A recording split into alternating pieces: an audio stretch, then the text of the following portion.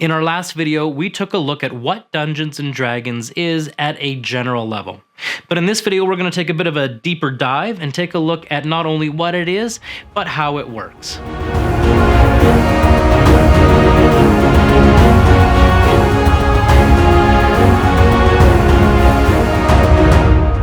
Hey everybody, what is up? My name is Mike from D4 Dungeon, and if this is your first time here and you want to level up your Dungeons & Dragons experience by getting the most out of your gaming time and your gaming dollars, then start right now by clicking that subscribe button and the bell so that you don't miss a thing.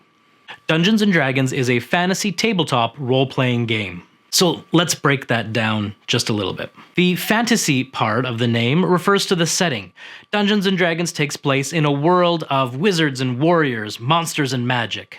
The tabletop part refers to where it is traditionally played, which would be on a tabletop.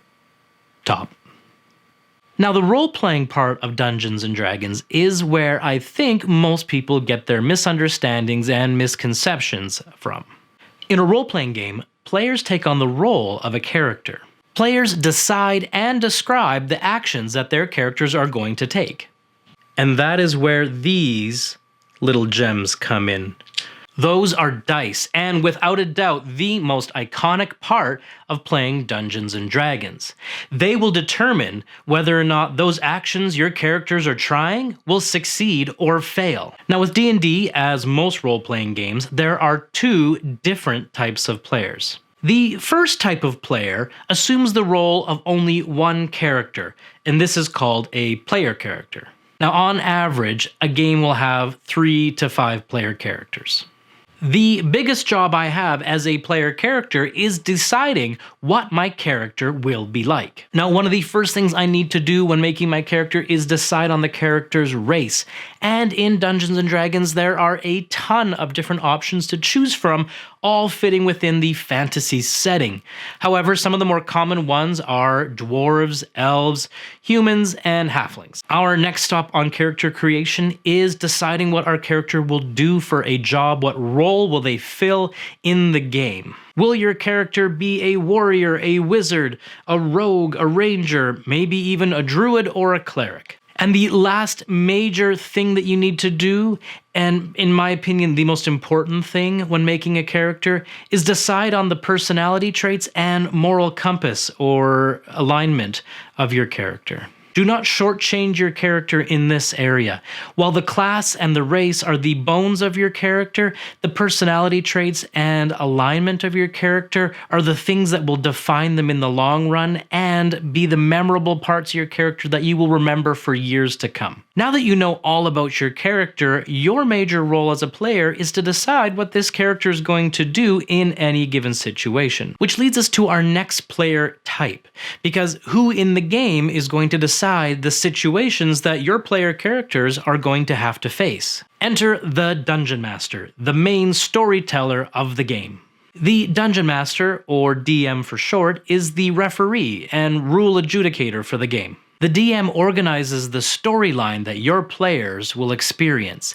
His role is to describe the settings and environment that your player characters will be in during this story.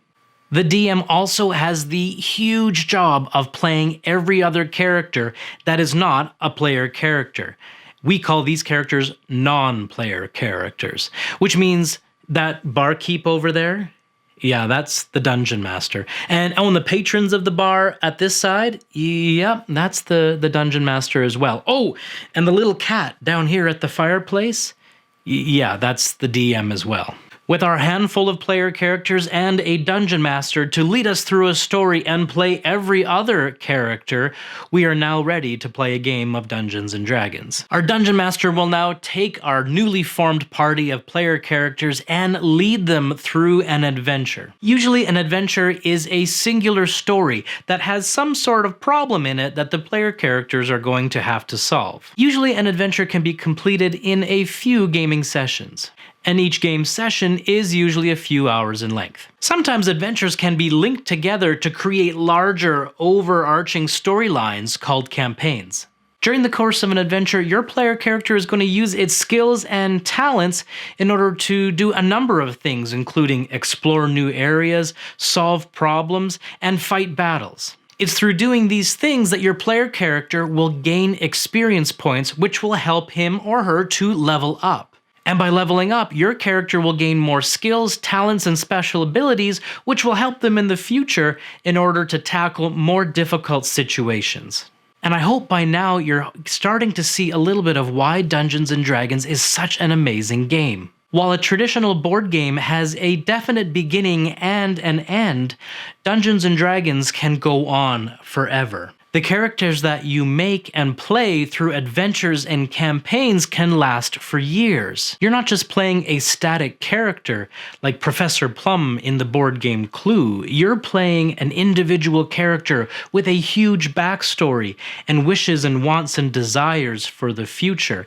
And you're doing it alongside your friends who also have characters with wishes and wants and desires and flaws for their characters. This entire process creates a giant shared narrative and story that you are creating in real time with your friends. And that is why you can't consider this game in a win-lose type fashion like other board games.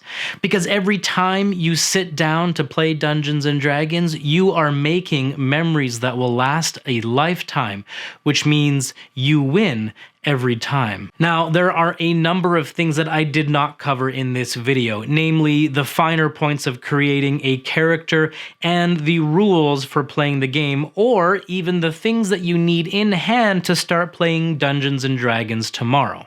And these are the things that we're going to cover in our future videos in much more depth and detail. I hope you found this video helpful, and if you want to learn more about playing or DMing D&D games or any other Dungeons & Dragons related stuff, then start now by clicking subscribe and the bell so you don't miss any future videos. Thanks so much for watching, and we'll see you next time.